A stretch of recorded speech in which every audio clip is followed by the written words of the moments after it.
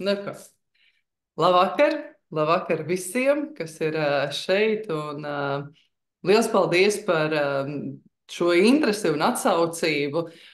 Mēs kā izziņojām šo webināru, kas notika patiesībā tikai pagājušajā nedēļu, un likās, ir tik maz laika, bet tā atsaucība parādīja to, ka šī tēma ir ļoti aktuāla, ne tikai man, gan kā mammai un vispār kā cilvēkam, kuram interesē šī te joma, izglītība un bērni. Un Amandai, kura ir arī ar šo tēmu ciešā sasaistē, bet ka tas ir aktuāli ļoti daudziem vecākiem. Un par to ir prieks par šo te iesaisti.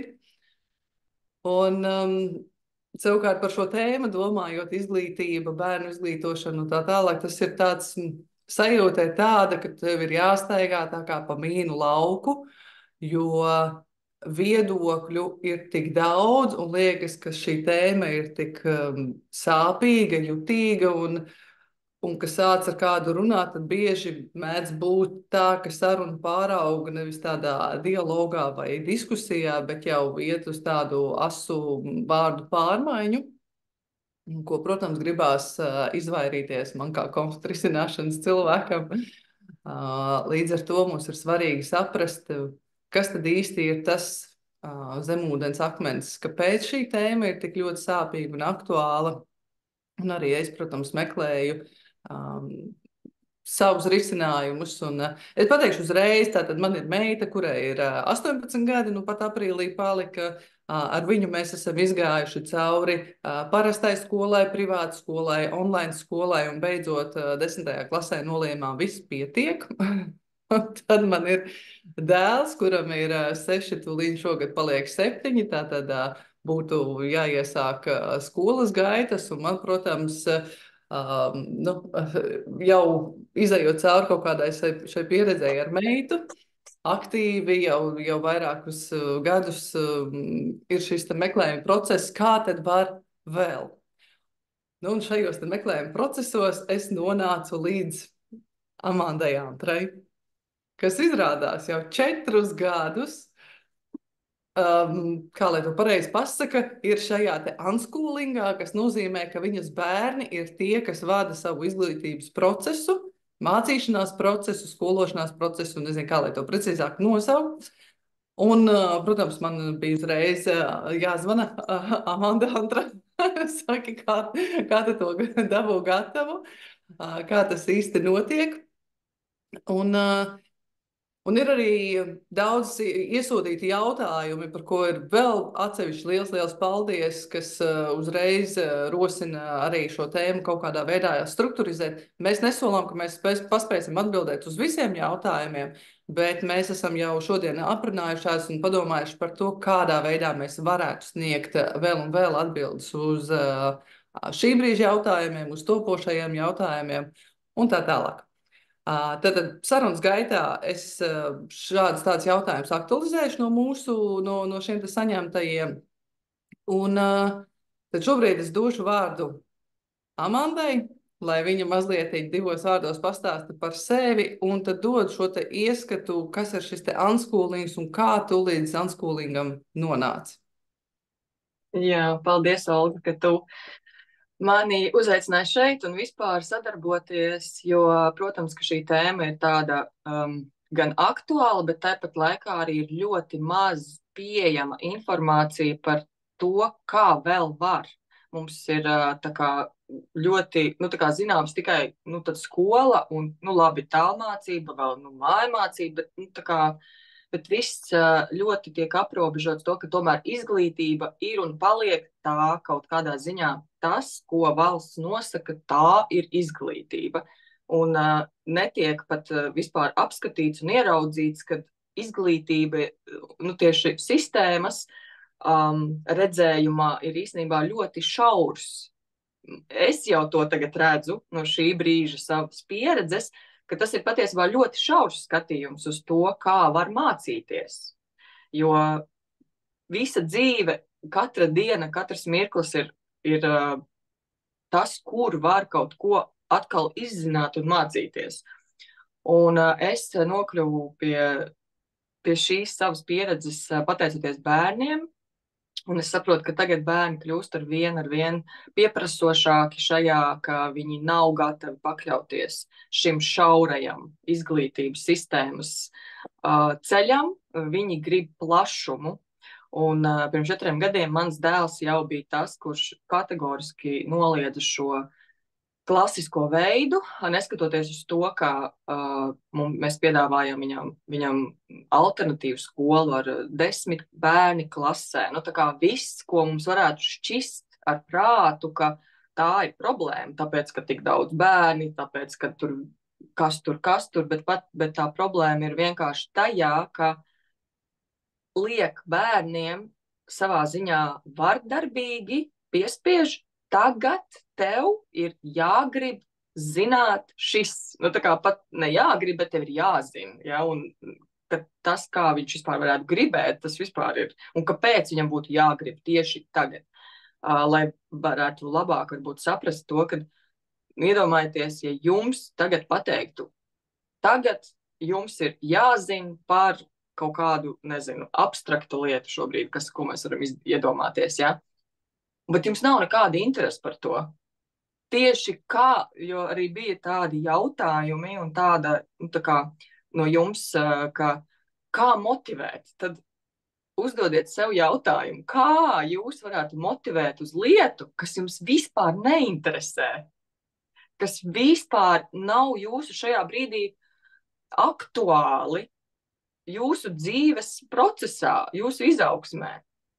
Un katram cilvēkam vēl piedāvām ir pilnīgi atšķirīgs brīdis, kur viņš ir šajā savā dzīves brīdī. Bet visiem, iedomājieties, bērniem sanāk, ka, piemēram, visiem 7-gadniekiem, visiem, pieņemsim, Latvijas kontekstā, bet tas ir katrā valstī, ja, visiem 7-gadniekiem šodien, nu tā kā labi, katrā skolā ir, protams, dažādi tās modifikācijas, bet princips kā tāds, rupji sakot, ir, ja, ka visiem šodien ir jāzina un jāmācās tas. Nu tā kā manā jau, nu tā kā šī brīža redzējumā tas ir vardarbīgi. Ieliekot, jā, Olga. Es tev gribu uzreiz apstiprināt, jo šeit es redzu no šīs konflikta risināšanas perspektīvas, kad pie manis ir vērsušies vecāki, kurus no savas pieredzes nāk ar jautājumiem, lai iegūtu papildus instrumentus, kā vecākiem vai skolotājiem panākt šo, ko grib vecāks vai skolotājs, ka tam bērnam ir jāzina tajā brīdī tieši tas, ko kāds ir izdomājis viņam par labu, esam zināt. Un neviens nav pajautājis vispār bērniem. Respektīvi, tur ir tas domāšanas veids ir jāsaprot vēl daudz dziļāk. Ja mēs nemeklējam instrumentus, kā bērnus piespiest darīt to, ko viņi negrib, tikai tāpēc, ka mums tas šķiet pareizi. Bet šeit mēs caur šo te unschoolingu un caur šo te Amandas pieredzi meklējam šos te instrumentus, kā bērnus satikt, iepazīt un saprast, kādā veidā mums var notikt šī miedarbība, lai bērns paliktu laimīgs, lai vecāki ir apmierināti un lai mūsu starp vecākiem un bērniem veidotos labas attiecības. Jo fonds cilvēkiem ir ar tādu, viens no saukļiem ir, ka nākotnē pastāvēs tas, par ko mēs rūpējamies šodien, un tad šim klāt nāk vēl viens, ka nākotne pieder patiesībā bērniem. Un laimīgi bērni veidos laimīgu nākotni. Tā kā mūsu uzdevums ar šo te izglītības procesa veidošanu atrast to veidu, kā mums panākt, lai bērni ir laimīgi. Man ļoti vajadzēja šo ielikt iekšā, jo tas tik ļoti sasaucās ar to, ko tu, Amanda, stāsti. Bet lūdzu turpini savu šo te unschooling ceļu. Jā. Un es arī atkal jau papildināšu arī tevi. Paldies par tas ir foršs veids, kā mēs varam šo saspēli veidot, kad redz atkal, kur var rasties tās bailes un šaubas, nu tad kā to visu darīt, lai es būtu, tu pieminēji, lai vecāki būtu apmierināti, nu it kā par bērnu kaut kādiem pieņemsim sasniegumiem, bet atkal tad ir jautājums, par ko, norādījis uz to, ka, nu, tā kā tu vari iegūt šo apmierinājumu par bērnu, par ko, ka viņš atbildīs standartam, vai ka viņš būs tas, kas viņš ir. Ja, un tas ir tas, kur es bieži redzu to vecāku, arī šeit lasot šos jautājumus par šodienu, kas nāca no jums, kad jā, tā motivācija un rosināt interesi. Tātad, ja viņš būs motivēts darīt to, ko mēs esam izdomājuši, ja, tad es būšu apmierināts. Nu, tā kā no šīs puses nebūs. Ja. Protams, ir izņēmumi, un tas var notikt. Ja, tā kā trāpīt milzu šajā šautriņu mešanas, ja, tieši tam bērnam, tieši tajā laikā tas interesē, un tad tu esi veiksmīgs vecāks, ja, tāpēc, ka trāpījāt sistēmas noteiktajās interesēs, ja, bet patiesībā es, kad sāku šo ceļu, un es pati mācījos pie Amerikas mentoras, kurā ir savs bērns no pašas agras vecuma šajā unschoolinga metodē, viņi jau ir pieauguši, tad, piemēram, viena no viņas meitām ir ļoti motivēta, ja, nu, teiksim, šos vārdus izmantojot, un nenormāli viņai interesē, un gadiem viņa to dara, kā viņa glābja pamestos dzīvniekus uz ielām un dabā, kur kaut kas ir noticis dzīvnieciņam, ja, un viņa sevi piedzīvo, kā tieši viņa to varētu piedzīvot, mācīties skolā. Nu, kā tieši? Tas ir kaut kas tik unikāls, ko nekad nepiedāvās neviena skolas vai izglītības vai klase, kad šodien mēs iesim mežā meklēt dzīvnieciņus pazudušos. Nu, netaču. Un kā tad var atklāties šis talants, ja visiem tiek piedāvāt šī klase un šis veids, un šodien mēs darām to? Man trūkst. Vidējais aritmētiskais, kurš neeksistē. Ja? Man atgādināja vienu stāstu par to, kur ir stāsts dzīves. Ja? Tad meitenīte, kā viņa iet ar mammu pastaigāties, tā meitenīte lasa gružus pa ielu. Viņa staigā pa ielu, vienkārši vāc gružus, netīrumus, viss, kas ir izmests. Un tā mamma rāja to meiteni. Katru reizi rāja un rāja, nu šausmīgi rāja, nu tā kā strīdi līdz asarām. Bet tā mamma arī, viņi arī meklēja kādus papildus veidus, kas viņai varētu palīdzēt un atbalstīt. Un tad viņa savā ceļā beidzot satiek cilvēku, kurš nevis dod viņai instrumentus, kā tad viņai tagad to bērnu vadīt savā lapatikā, bet kā to bērnu satikt. Kā ieraudzīt, kāpēc viņa to dara. Un izrādās, šī meitenīte, viņai ir dotības, viņa atcerās pat, vispār, ja bērniem izdodas vecākiem tādā foršā spēļu formā noteikt, tikai jautāt, kāpēc tu šeit atnāc, ko tu šeit gribi darīt. Tas ir tāds līdz 4-5 gadu vecumam var ar bērniem šādi paspēlējoties runāt. Viņi ļoti interesantas tēmas dod, kāpēc viņi ir atnākuši šo zemi. Un šī meitenīte viņai pastāsta, ka viņa ir atnākuši šo zemi attīrīt. Un tā ir viņas misija, tas ir viņas uzdevums. Un tad māma pilnīgi tā kā ar augstu ūdeni apliet, saprot, kādas viņa dara lietas, ja viņai liedz to darīt, ja viņa par to bērnu sit un rāja un pa pirkstiem tur uzsit, ka tā nedrīkst darīt un tā. Beigās tā māma nopirka tam bērniņam cimdiņus. Un katrā pastaigā bija līdz kaut kāds maisiņš un cimdiņu, un tas bērns droši varēja iet un pildīt savu šo te vēlmi un misiju. Tā kā, jā, atbildi noteikti slēpjas tajā satikt savus bērnus. Aman, manā skatījumā tas ir liels un ļoti drosmīgs solis tagad pateikt, es tagad savus bērnus nesūtīšu uz skolu.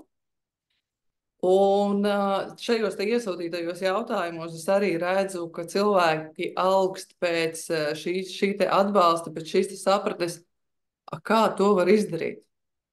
Vai tev ir kaut kādi šie te ieteikumi, šī sapratne, kā cilvēkam uzticēties sev, pārkāpt šim te baiļu slieksnim pāri un rīkoties saskaņā ar savu sirdsapziņu? Jā, pats pirmais, kas, manuprāt, var iedot varbūt tādu atvieglojuma sajūtu, ka mums nav tik daudz jākoncentrējās uz bērnu tajā brīdī, kad, piemēram, tiek pieņemts lēmums, ka es nevēlos viņam iespiest to izglītības sistēmas normas un to veidu, jo tā pirmā baila ir, bet vai es pietiekami spēšu iedot? Ja? Tā kā vai es būšu gana labs, vecāks, skolotājs vai vēl kaut kas. Tad pirmais ir noņemt šo nastu, šo smagumu no sevis nost ar to skatījumu, ka bērni jau ir gan skolotāji, gan mūsu spoguļi, un drīzāk mēs tajā vietā varētu pavērst skatu uz sevi, kā es jūtos savā dzīvē. Pats pirmais, kā es jūtos, ko es raidu savā dzīvē, saviem bērniem, lai viņi varētu iemācīties kaut ko, ieraudzīt un iegūt. Jo, ja es patiesībā esmu neapmierināts, nelaimīgs, bez enerģijas, bez motivācijas, bez visādām foršajām lietām, ko mēs sagaidām no bērna, tad kā mēs varam sagaidīt to no bērna? Jo viņi jau patiešām uzsūta šo pasauli un dzīvi caur pieaugušos. Viņi redz tos pieaugušos. Un kā ja viņš redz pieaugušo, kurš īsti nav realizējies vai laimīgs vai sevi teiksim, pat nevēlas sevi īsti izzināt, sajust, tad bērnam var arī rasties pilnīga demotivācija šajā būt šeit. Tad bet redz, nevienam nesanāk īsti nekas tur tāds foršs, nevis nevienam, bet, teiksim, maniem tuvākajiem, ja? Tad kāpēc, lai man būtu, es pat neredzu kā, jo man jau nedod tos instrumentus pašus galvenos, kas ir tādi dzīves pamatelementi, ja, ka es jūtos labi, es pieceļos ar prieku. Tas, par ko mēs vienmēr visiem novēlam, ja, lai tur veselība, lai tur prieks, laime, ja, bet tie ir tādi pamati, ja, vai ne? Kur tad ir, vai ne? Tas tā, es momentā uzreiz atceros sevi. Es ļoti spilgti kā bērns redzēju šo te pieaugušo dzīves bezjēdzību, nelaimību un tādu, absolūti bezjēdzību. Un manī viņa ļoti patiesībā ilgi dzīvoja. Un, bet man jau bija meita, man ļoti ātri piedzima meita, bet viņa ļoti plānot, ļoti vēlams bērns. Man bija absolūti skaidrs, ka es gribu pēc skolas beigšanas, es gribu sev bērnu. Vai kaut kādā brīdī es saprotu, ka manī šī bezjēdzība, šī depresija dzīvo, lai arī kā tu mēģini viņu noslēpt tur un mēģini sevi iepriecināt ar jaunām drēbēm, garšīgiem ēdieniem, grādīgiem dzērieniem un vēl visādām izdarībām, kad tikai nedomāt par to būtisko, bet tas bērns jau tevī atspūgļo to visu. Un tad tu mēģini labot to bērnu. Un tad es kaut kādā, Alisei bija 6 gadi, es saprotu, es biju arī, manī spēcīgi dzīvoja šī frāze, neaudziniet savus bērnus, audziniet paši sevi. Un tad, kad man meita pret mani vērsās ar tieši tādiem pašiem vārdiem, kā runāju es, tieši tādām intonācijām, žestiem, es varu, redz kā, te nu mēs esam, ja. Un sākās arī mans tāds tiešām dziļš transformācijas ceļš, un es skaidri varu pateikt, ka cilvēks, kurš ir aizslēdzis savu iekšējo bērnu, kurš neļauj viņam nākt zāru, kurš viņu nav saticis, viņam ir ļoti sarežģīti satikt savus bērnus. Savukārt, zinu, ka es un Amanda, mēs esam izgājuši arī savus šādus tādu transformācijas ceļus ceļā pie sava iekšējā bērna. Un tad, kad tu satiec savu iekšējo bērnu, tev pašai ir bērni, tu viņus nevar aizsūtīt uz skolu. Tas vienkārši vairs nav iespējams. Un, jo tu vienkārši ieraugi, es nu pat biju skolā. Man bija sadarbība ar vienu skolu 4 nedēļu garumā. Un es to pašu arī novēroju arī gan dārziņos, gan vēl kur man ir bijuši, tad šī standarta mehānisms, kādā veidā tiek panākts, lai bērns ir labs, tā kā derīgs, ir ar kaunināšanu, ar nu, tādu noniecināšanu, ka tas bērns jūtās arvien sliktāk un sliktāk un sliktāk. Man ļoti patika viens mammas komentārs un jautājums par to, kā lai panāk agrīnos tīņos šo te ieinteresētību uz mācīšanos, kur viņi ir nosprieduši, ka skola ir vieta, kur satikt savus draugus, un izglītība ir tāds neizbēgams ļaunums, kas ir viņiem jāpiecieš. Tad jautājums ir patiesībā par šo te motivāciju. Vai tiešām bērni ir jāmotivē kaut ko apgūt, vai kā tas īsti notiek unschoolingā? Nu, um, es paturpināšu jau tā kā iesākto, ko es sāku teikt, un tur tad arī jau tas viss jau kopā arī atbildēsies par to, ka tātad pirmais ir tas, vai es zinu sevi. Un tad, kad es zinu sevi, es jau zinu savu motivāciju. Nu, kāpēc es tā kā gribu to darīt, jo man tas patīk. Ja? Un tieši tāpatās ir ar bērniem. Viņi to grib darīt tad, kad viņiem tas patīk. Un tātad pirmais ir šis izziņas sevis izziņa, ko, piemēram, arī mēs piedāvājam. Olga piedāvāts ar talantu diagnostiku. To var gan pieaugušais sev, lai labāk, ja mēs neesam vēl sevi satikuši un nezinām sevi, ja mēs esam vēl kaut kādās tā kā vairāk no prāta, kā būtu pareizāk un labāk, nu tā kā no prāta ziņā labāk dzīvot, nevis kā man gribās, kā man patīk, ja? Tad tajā brīdī, kad es pieņemu lēmumu, es tomēr vēlos satikt sevi un savu bērnu, ir forši, ka ir instrumenti no malas, kas var palīdzēt tev satikt sevi un bērnu, redzot, piemēram, caur talantu diagnostiku, caur human design, ko es piedāvāju, caur metodēm, kur mēs ieraugam caur pamatotiem mērījumiem vai pēc dzimšanas datiem, astroloģija arī to piedāvā, kur mēs varam ieraudzīt šo, bet tur ir tie talanti, jo nereti, ko es saskaros, ka cilvēki, piemēram, pat jau zina sevi pēc horoskopiem, pēc numeroloģijas, nu jā, man tur tas, bet netiek paņemts un integrēts, bet tiešām tu tas esi, bet tad tiešām dzīvo sevi. Un tad vairs nebūs šis jautājums, kā dabūt motivāciju. Tad tu vienkārši, tev būs vēlme to darīt. Šis vārds motivācija man, tas asociējās ar motivāciju dzīvot. Vai tu gribi dzīvot, tad ir jautājums. Tad tagad pamatā šim jautājumam ir, kā panākt, lai tu gribi dzīvot. Tad atkal tas jautājums ir sev, kāpēc es gribu, vai es gribu dzīvot, un kāpēc? Šitai tu roc dziļi. Bet te savādāk arī patiesībā nevar. Nu, tad, ja mēs ejam šajā virzienā, tad mēs ceļam arī šos te skeletus no skapjiem ārā. Jo es esmu runājis ar cilvēkiem, kas darbojās ar krīzē nonākušiem bērniem. Un šo statistiku neskapēc ļoti publiski nerādīja, cik vispār pieauga pašnāvību skaits bērniem un depresīvu skaits un viss šīs saslimšanas, un ka tikai iedod šo diagnozu un medikamentus, un tas neietekmē skolas reitingus un tā tālāk. Tas arī viss ir pastāvošs. Un tiešām, ja šī motivācija, viņai ir jābūt nevis motivācijai, bet ir jābūt dabīgai interesei. Un šeit mēs nonākam pie šiem te, kā tad saprast, vai mans bērns ir uz pareizā ceļa vai nav uz pareizā ceļa.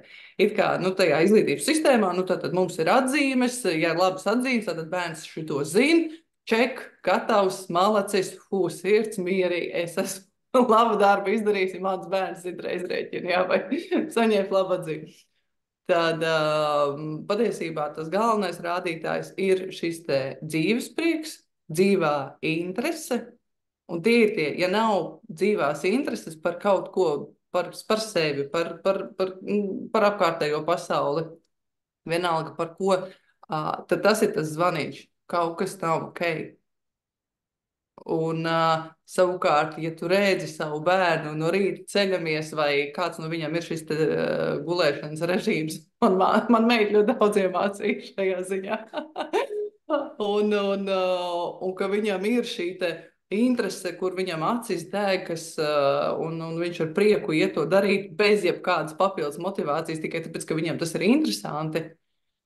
Tad pajautājiet arī sev, nu, kas tad ir tas, ko jūs ejat paši darīt bez kaut kādas papildus motivācijas vai pienākuma apziņas, tikai tāpēc, ka tas ir interesanti jums pašiem un to vienkārši gribās darīt.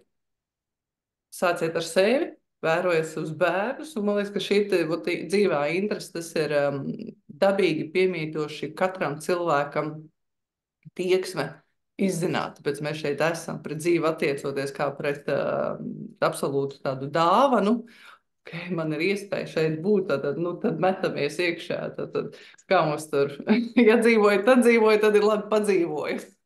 Pēc šāda principa.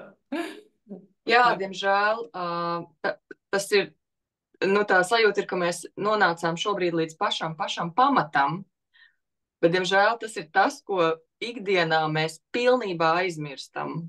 Jā.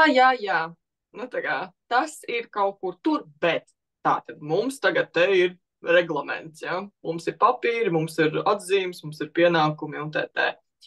Un, lai arī kā es mēģinātu šobrīd atrast to, droši vien ir svarīgi atrast katram priekš sevis, kā mēs varam atrast to saitīti vai tiltu starp šo, mums vajag tā, un starp pamatvērtībām. Tas ir tas, kas būtu vērtīgi. Apzināties, labi, es šobrīd dzīvoju pēc reglamenta, to es it kā saprotu, ka vajag pamatus, ka jānokļūst, bet bieži vien tas ir ļoti tā kā tas ir, labi, viss atgriežamies pie sadzīves, ja? Tāpēc ir forši atrast tos pakāpienus, jeb tiltu, jeb tās saiknes, prakses, instrumentus, kā es varu nokļūt pie šī pamata. Olga, jā, varbūt pastāst tu, jo mēs jau esam tagad pusstundu, un es tiešām redzu, ka tādus praktiskos jautājumus mēs varbūt pat netiksim.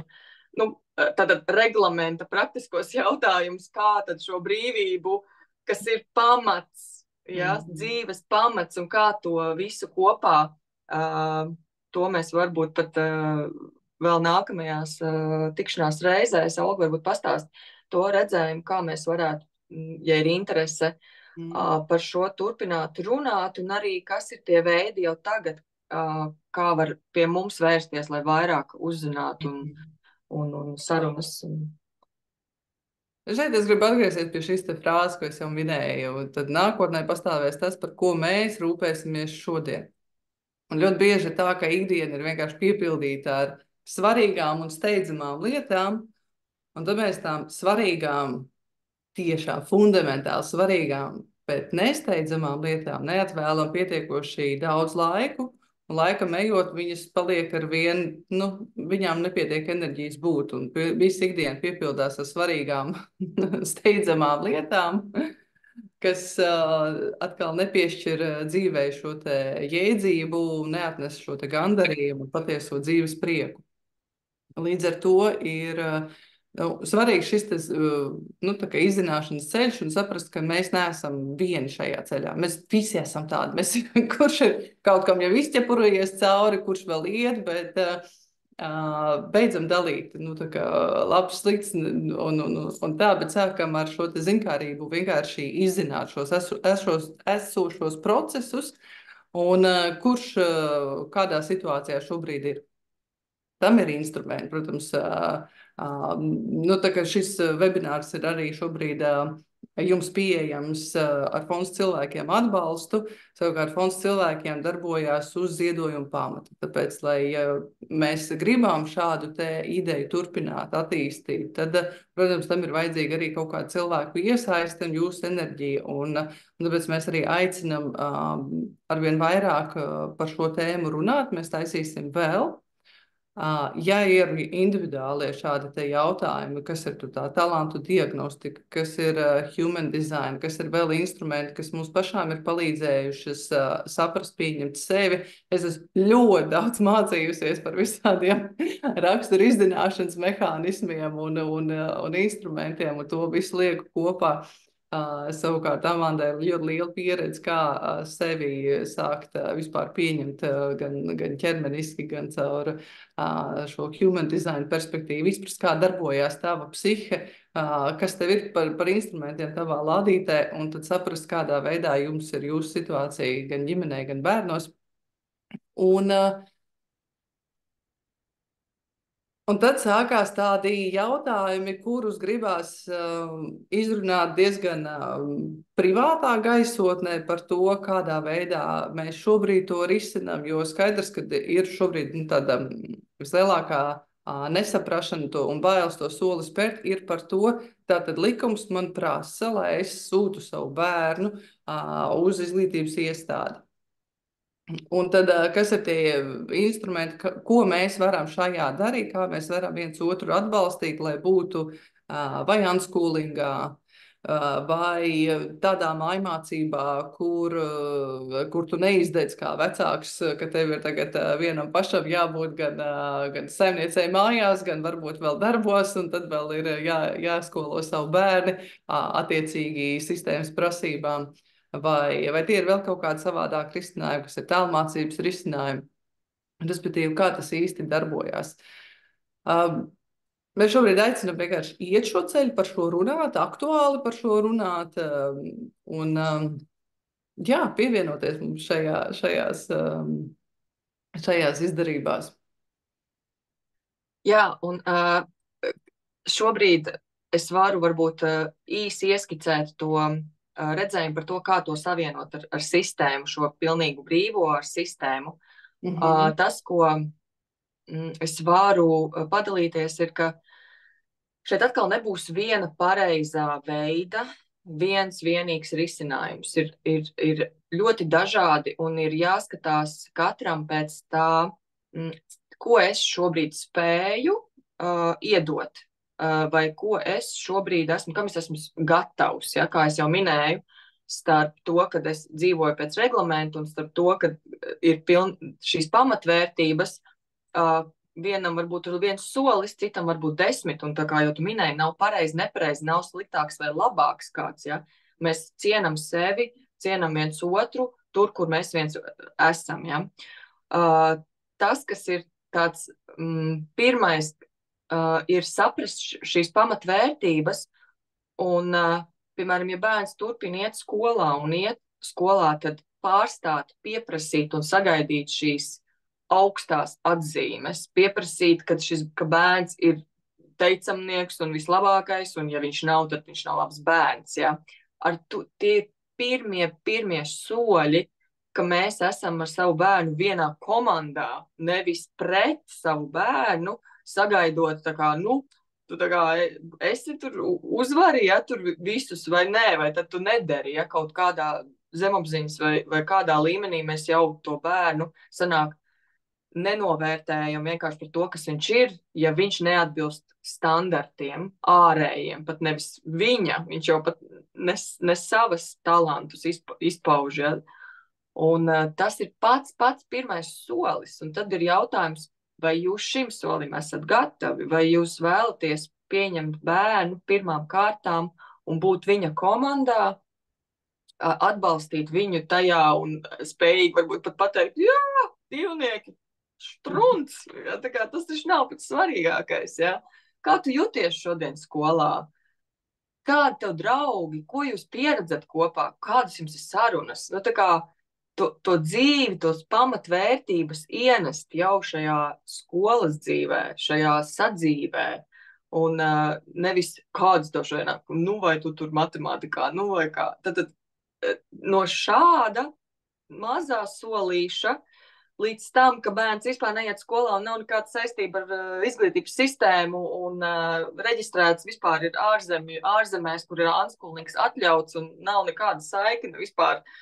Kas tur, ja gribēs, iestāsies, ja? Tā ir tā mana mans redzējums, kad es uzskatu, ka izstāties ir grūtāk nekā iestāties izglītības sistēmā, jo es pati esmu pieredzējusi to, kad man bija vēlme iestāties konkrētā augstskolā, man bija pār 30, un man bija bioloģijas eksāmenam bija jābūt nokārtotam. Es pāris mēnešu laikā iemācījos bioloģiju, no kuras es neko neatcerējos, nokārtoju eksāmenus 7, nu, kas man likās, wow, pa pāris mēnešiem, ja, tā kā 12. klases eksāmenus nokārtoju, ja, tā kā es neredzu tam šķēršus, ja ir motivācija, kā mēs jau runājām, šī vēlme izzināt, mācīties, tad bērns var jebkurā brīdī iet un iestāties kaut kur, ja viņš ir bijis tātad it kā ārpus sistēmas, ja. Tātad es šobrīd ieskicēju to, cik dažāds un cik no vienas, ja tikai kaut vai mēs esam atbalstoši saviem bērniem, ja viņš arī iet skolā, ja, bet nepieprasot nekādus tur rezultātus un iekļaušanos sistēmas normās, līdz tam, ka ir pilnībā ārā no sistēmas, ja, tās ir liela gradācija. Tāpēc es aicinu, ja ir interese tieši jūsu gadījumu, izskatīt, tad pieteikties šiem individuālām konsultācijām un uzdot rakstīt jautājumus, lai mēs arī zinātu un justu to, vai ir interesi, piemēram, tikties turpmāk šādās Zoom kopējās sarunās, kur mēs atkal varam atbildēt uz jautājumiem, lai visi var dzirdēt, jo daudz jautājumu ir visiem aktuāli. Jā. Un ir vēl kas, ko mēs esam izdarījuši ar Amandu jau. Mums ir tāds projekts kopmācīšanās, vai mēs viņu esam angliskojuši, co-learning. Un Co-Learning Kids ir Telegram grupa. Es jums nosūtīju pat linku chatiņā, bet es arī droši vien atsūtīšu vēl pēc tam e-pastā atsevišķi.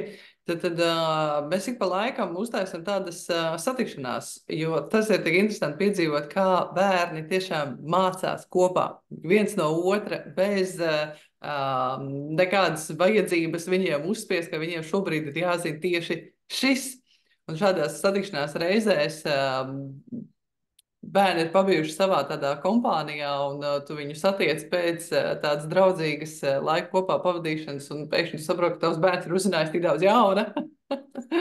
Un tā arī viņiem šī miedarbība notiek, jo, protams, tieši šī savstarpējā komunikācija ir tas, uz ko ir, ir šie 3 vaļi, ja, uz ko es redzu, ir labi šobrīd balstīt, ko vecāks vai skolotājs var šobrīd bērnam iedot, ir šī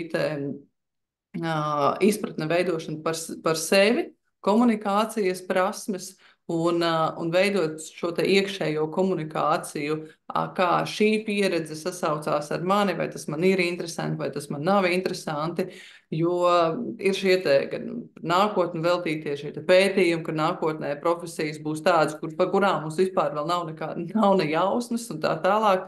Un tas, ko mēs varam bērnus aicināt iepazīstināt ar mūsu pasauli, ar cipariem, ar valodām, un tad skatīties, kas bērnam ir interesanti, un tas ir tik skaisti. Un es beidzot arī sev esmu atļāvusi mācīties un darīt to, kas man patīk, un šobrīd mācos kosmometriju.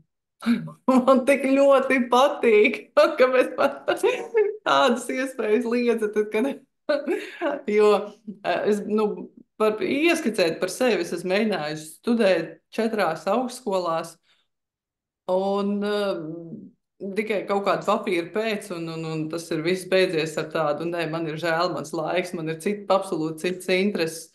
Un es jūtu, ka šeit ir vēl tāds jautājums dažiem vecākiem tieši par tīņiem, agrīnie tīņi, kur tagad sākt veidot šo te dialogu, klau, bērns, meita, dēls, ko tu īsti gribi, un tas nav izdarāms vienā vakarā. It īpaši, ja bērnam ir bijis, es šim procesam esmu izgājis ar savu meitu cauri, ja, visam.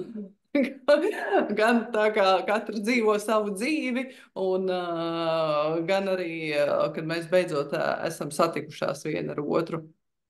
Un Un nav viegli sākt nu, tā kā būvēt atpakaļ šīs te attiecības, kuras jau ir sākušas vektoros virzīties katru uz savu pusi. Ar lozungu es tevi nesaprotu, man nesaproti, un katram sava dzīve. Bet patiesībā ir dziļumos mēs augstam vienu otru satikt. Tad tur viens no atslēgas vārdiem noteikti ir pacietība un ticība. Darbs ar sevi ļoti daudz. Un manas ar manu meitu attiecības, kuras bija nonākušas tiešām nu, tādā galīgā strupceļā, kur es redzu, kā mans bērns vienkārši slīkst ar vien lielākā depresijā, izmisumā, un es vairs nesatieku priecīgu seju mūsu dzīves telpā. Un visu laiku ir tāda vai izvairīšanās no manis, vai nelaimīgs acu skatiens, un liekas, nu, ka tiešām tas bērns nu, vispār pazudīs.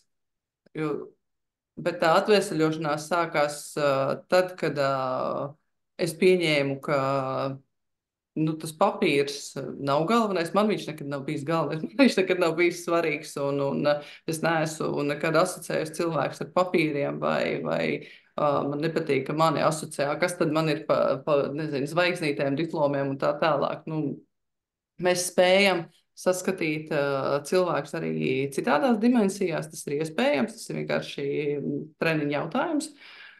Un tad, kad es iedevu savam bērnam šo te brīvību, ok, nu tad nevajag mums to skolu, mēs līdz tam punktam nonākam, kā viņa mainījās.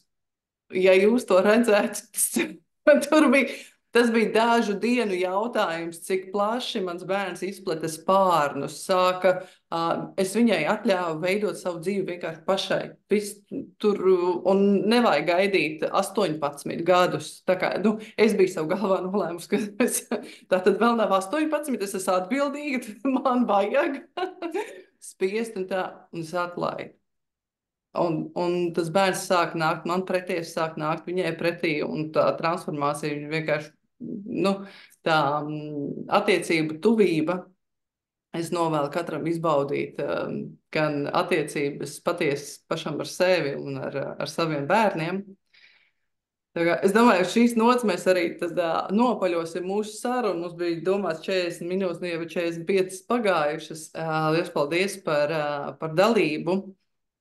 Es ļoti priecātos par atgriezenisko saiti, e-pastos ar jautājumiem, ar aicinājumiem, ar priekšlikumiem, kā mēs šo tēmu varam runāt vēl skaļāk, kā mēs varam viens otru atbalstīt, ko jūs meklējat, kādu atbalstu ceļā pie šī cita veida skološanas atrašanas, kas ir tas, ko mēs varam izdarīt kopā. Un tā kā mums ir kopmācīšanās, tad mēs arī aicinām mācīties ne tikai kā bērni, bet ka mēs arī paši mācāmies, kā tad mēs varam savādāk, ka tas mums ir jāiemācās. Tā ir tā kā liels paldies, lai jums skaists sirsnīgs vakars. Tikamies vēl, esam saziņā. Jā, man varbūt vēl kādi daži vārdi no tevis. Jā, paldies liels arī par tavu noslēdzošo. Man uzreiz gribējās padalīties. Jā, kad arī mans dēls, kuram ir 12 gadi, savukārt viņš jau ir tīņa vecumā, tad viņš 4 gadus ir unschoolingā. Viņam vēl nav tādi ārēji redzami, nezinu, sasniegumi, kur viņš jau ir kaut kas tur realizējies vai kā. Un tas manam prātam, arī klasiski audzinātam, rada tādu, nu jā, nu, bet vai mēs visu darām pareizi, vai viņš tiešām tur sevi atradīs, vai vēl kaut kā. Bet tad tas, ko es no viņa dzirdu jau vairāk kārtīgi, kad es viņam prasu, kā tu jūties, viņš saka, ļoti labi, es esmu laimīgs, ka es varu būt dzīvs. Un šis jautājums, vai šī atbilde, kura neietver nekādas materiālas vērtības, jā, sasniegumus, bet tas, ko mēs esam gājusi cauri savā dzīvē, visādām arī depresijām, smagām sajūtām un vispār nevēlēšanos dzīvot, priekš manis šo dzirdot, tas ir kā apstiprinājums, ka viss ir kārtībā. Es laikam daru visu pareizi, jo mans bērns vēlas dzīvot un priecājas, ka viņš ir dzīvs. Paldies! Lai mums daudz laimīgu bērnu, tad mēs dzīvosim laimīgi nākotnē. Super! Paldies! Tad ar šo mēs noslēdzam šo zūmu, un tad turpinām saziņu vēl kādās virtuālajās telpās un tiekoties klātienē arī. Paldies jums! Ar Atā. labvakar!